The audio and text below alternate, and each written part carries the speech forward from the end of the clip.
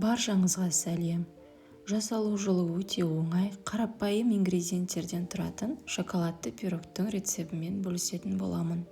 Алдымен каналыма тіркеліп, осы видеоға лайк басып, барынша қолдау көрсетулеріңізді сұраймын.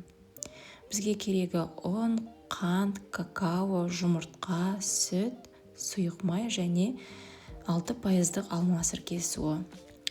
Ұнға қосымша ас содасы мен шымшым тұзды араластырып алдым.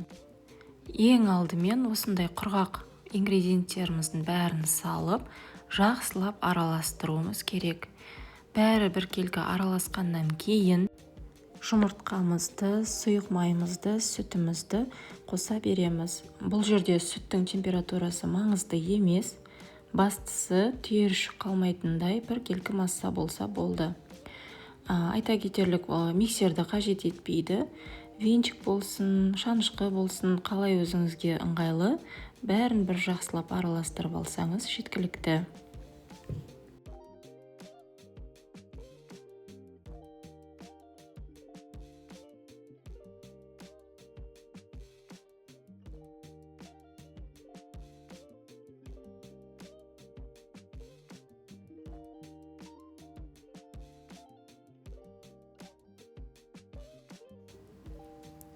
Міне достар, көріп отқандарыңыздай түйіршіксіз біркелкі масса болды.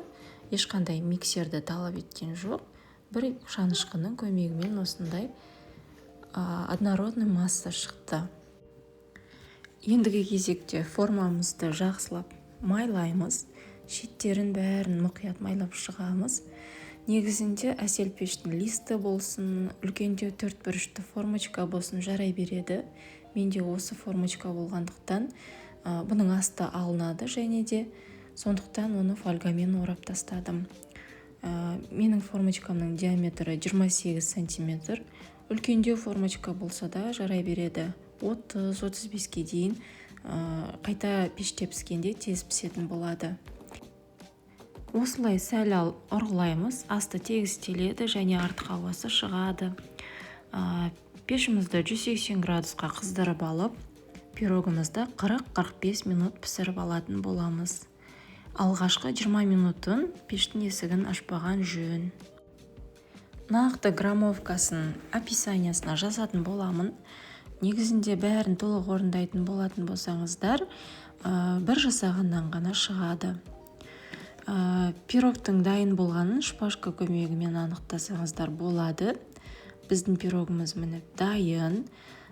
Негізінде маған толық 1 сағат уақыт кетті. Себебі 28 диаметр ол тереңірек болып, пирогтың пісуі ұзаққа созылады екен. Сол себепті де диаметрі үлкендеу формочка алсаңыздар тезірек піседі. Осылай зубочистканың көмегімен бірнеше тесіктер жасаймыз. Сүтпен болсын, не болмаса тәтті сумен болсын пропитка жасайсыздар. Себебі пирог кішкене құрғақтау. Және бетіне шоколадтан ганаш жағып әсемдесеңіздер болады. Мен оны жасамадым. Балаларыма онша ұнамағандықтан тек қана осы сүтпен пропитка жасап қоямыз.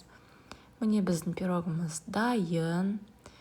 Егер менің рецептім ұнаған болса, тағы да лайк, каналыма тіркеліп, қолдау көрсетіп кетіңіздер. Соңына дейін көргендеріңізге рахмет. Келесі видеода көріскенше сау болыңыздар.